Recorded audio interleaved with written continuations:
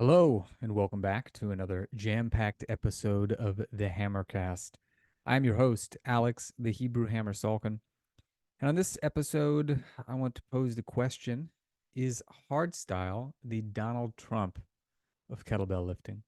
And I'll explain what I mean by that in just a second. I'm sure you're at the edge of your seat. Before I do that, I want to remind you, or tell you maybe for the first time, if this is your first episode that you're listening to go snag a copy of my 9-minute kettlebell and bodyweight challenge. First and foremost, it's free. So you got nothing to lose. But even more importantly, you've got a whole lot to gain because one of the things I noticed over the years, and this is why I developed this challenge, is that people who get really into kettlebells and to another extent calisthenics have a tendency to kind of work themselves into a corner. If you've ever painted a room, you know that you don't want to paint yourself into a corner, but very often that's exactly what happens in the kettlebell and bodyweight world. And a lot of that has to do with simply overlooking our development of certain movement patterns as well as muscle groups. And the 9-minute challenge is designed to fix that, particularly by getting you to train your gait pattern or your body's walking pattern, but do so with strength. So, what's very nice is that it only takes about 30 seconds to learn the moves, very gentle, but they work your body very hard without taxing your nervous system too terribly hard and while being gentle on the joints. I've gotten a lot of very nice compliments on people who have gone through it and seen PRs in their presses, in their squats, all sorts of other things. So go to 9minutechallenge.com, get your own free copy if you have not yet done that. You can also find the link to it in the show notes, but otherwise, that is 9minutechallenge.com, and you are all set to go. So now on with the topic of the episode: is hardstyle kettlebell training the Donald Trump kettlebell training? Well, at first, let me just make a clarification. Um, I am making this comparison in particular, not in terms of the form or the substance of hardstyle, nor is this meant to be any sort of an endorsement or a repudiation of Donald Trump. Instead, what I want you to consider is the reactions that people have. All right. So, taking a 30,000 foot view and taking yourself out of your own opinions, let's say, of Donald Trump, it's pretty reasonable to say that everybody has an opinion on him. I don't think there are really too many people who are like, yeah, I haven't really formulated an opinion. He's a very polarizing figure. And so people either love him and are 100% on board with him, or they despise him. They just cannot stand him or the very mention of his name. So, again, I want you to keep in mind that this is about the reactions that people have to Donald Trump and how I see a parallel in people's reactions to hardstyle. Now, if you're not really familiar with the terminology, that makes you a normal person. So let me explain very quickly what this is. Hardstyle is the type of kettlebell lifting, or let's say the style of kettlebell lifting and the approach to performing certain movements that began to develop in the late 1980s in the Soviet special forces. And part of the reason why it began to develop was that they wanted to find a training method that was similar to the hard style of martial arts that they were practicing. Hard style would refer to, as it pertains to martial arts, would refer to stuff like Kyokushin karate, where it's just really one punch, one kill. That's essentially what they're after, just really wailing on people super hard. So they wanted a training style that was similar to that, and so it kind of started to brew from there. And lo and behold, one of the Soviet Special Forces training instructors at the time was a gentleman known as Pavel Tsatsouline. That's right, the modern king of kettlebells, and the guy to whom we owe a great deal of thanks and gratitude for the modern kettlebell movement in general. And even though the early days of hardstyle, as far as I understand, it was mostly the grinds like squats and presses that were done in what we would call hardstyle fashion, where the idea is to generate full body tension while performing the movement as a means of recruiting all the muscles in the body and not really focusing so much on the total number of reps that you could perform. And later, ballistic exercises such as the swing and the snatch also got made a bit more hardstyle. And this is not really that unusual. It makes perfect sense. all it is a ball with a handle. So there are a lot of different things that you can do with it. But keeping this in mind, many kettlebellers who are not into hardstyle, which is now represented by Strong First, an organization which, in the interest of full disclosure, I am a member of. I'm a level 2 certified kettlebell instructor through them. But a lot of people who lift kettlebells in other methods just can't seem to help themselves. They just have to bash hardstyle. And this is where the comparison with Trump comes into play, is that it's very difficult for people to mention his name or talk about him without expressing some sort of an opinion, or without repudiating him, or without endorsing him, whatever the case may be. And very similar with hardstyle, or at least as it pertains to people who perform other styles of kettlebell lifting. A perfect example of this is the Gear Voice Sport crowd. Now, if you're not familiar with kettlebell sport, or didn't even know that there was such a sport, again, you are a normal person. Most people are not aware of this.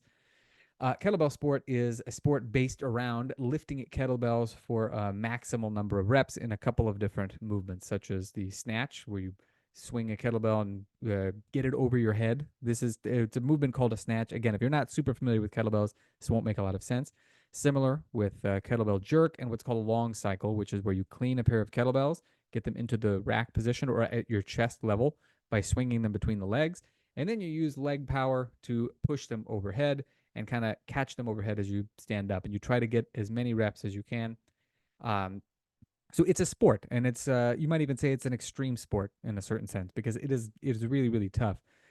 But again, I've met and spoken with many kettlebell sport people who have a very difficult time talking about what they do without trying to compare it or discuss it in contradistinction with hardstyle. Some of them even go as far as to say that theirs is the correct style, which is very silly, because people have been lifting kettlebells for hundreds of years. And the original style of kettlebell lifting was what's called like odd lifts. So a good example of this is there was a Ukrainian strongman ages ago named Ivan Sedye, or I believe is how it was pronounced. But he could do a bent press with three 32-kilo kettlebells not tied together. Okay, that means putting three 32-kilo kettlebells overhead, or three 70-pound kettlebells overhead on one arm, and the kettlebells were not attached in any way. Okay, so again, when I hear stuff like Gear Voice Sport crowd talking about theirs is the right way to lift kettlebells, it's very funny, because even though there has long been sort of a competitive component to lifting kettlebells, the first competition wasn't held, I think, until like 1948. And then it got standardized in the 1960s because it was just really popular in the Russian armed forces. Uh, so it's not the original style. It's not the correct way. It's similar to saying, oh, well, there's a correct way to lift a barbell. There's a correct way to, there's an incorrect way to lift a barbell, which incidentally, I hear from Olympic lifters on occasion talking about powerlifting. They just can't help themselves but talk trash about powerlifting. I don't ordinarily hear it in reverse. Usually powerlifters don't care about Olympic lifting, but they never bash it. Uh, Now, the similarly with powerlifting and Olympic lifting, I really don't hear too many hardstylers talking smack about GS or other form. Well, I wouldn't say no other forms of kettlebell lifting. You do hear that sometimes, but rarely do they even have much of an opinion about GS. But again, many GS guys are just livid about the fact that people are not doing 100 reps in a row for some reason. Uh, but the takeaway from this is that there are a lot of parallels to this sort of a thing throughout history. I find it very interesting in the kettlebell world that hardstyle is the thing that people either love or hate, but don't have zero opinion on. But it is not the first time that this was the case.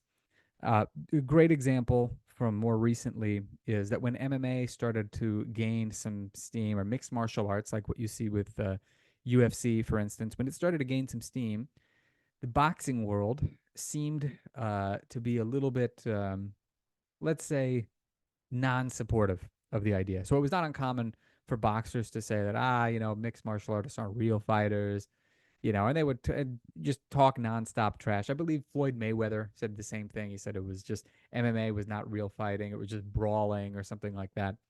Uh, Another good example from the world of strongman, old school strongman, was Eugene Sandow.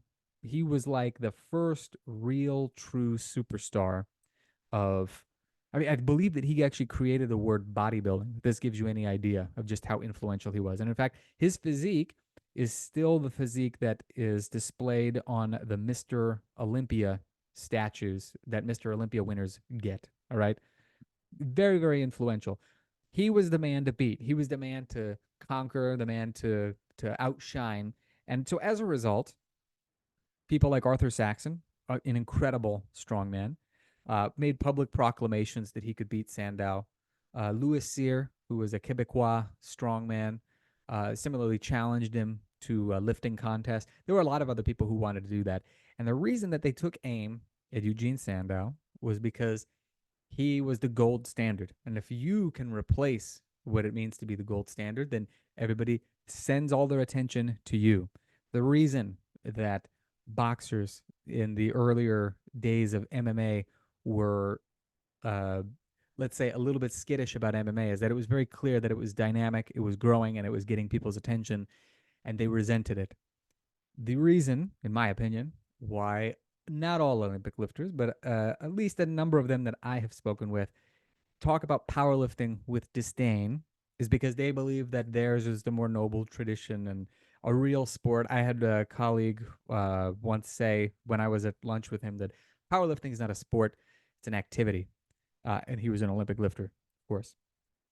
So, all that to say, when I hear people making fun of hardstyle, I can't help but think it's a tacit admission that hardstyle is the gold standard.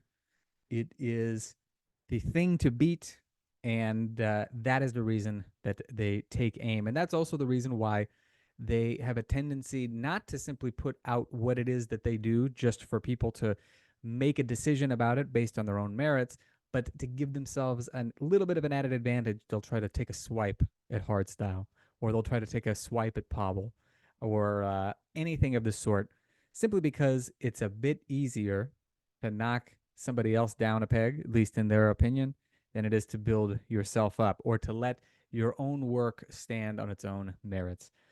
That's my 2 cents. And to summarize, I would say that I think there are a lot of great ways of lifting kettlebells. I certainly prefer hardstyle, but I've tested out other methods. I think they're great and they have a lot to offer. So I certainly don't have a negative opinion of people using the kettlebell, provided that it's safe and effective. Obviously, if they're doing something that they're likely to get hurt, that's a very different story. But that's not so much a style in many cases. That's more just fooling around, as it were. But all this to say, anything that gets you to train and gain and enjoy the process, I am very much in favor of. Um, but if you have to define your own approach to something by trying to cut down others, uh, it just tells, I think, everybody that you recognize the gold standard because you wouldn't be trying to cut down something that does not fit that description. Nobody likes to punch down. People like to punch up on average. So there you have it. There you be. That is my untarnished, unvarnished, ungarnished opinion of hardstyle. That is my opinion of, in particular, people's other people's opinions about hardstyle. We could certainly talk a little bit more about the merits of other styles. More than happy to have people on the show who would like to talk about that. I've had GS guys on in the past. I've had people who do other kettlebell styles on, such as my friend Cliff Harsky. Um, so very much open to it, but I I just get a kick out of people who cope and seethe, as the youngins say, about the success of hardstyle. At any rate, take this for what it's worth. I hope you've enjoyed this episode. And if you have, subscribe if you haven't already. Be sure to share it with your friends. And by the way, if this episode really made you mad, by all means, post it all over social media. Talk trash about me. I invite it. And now you know why. Have fun and happy training.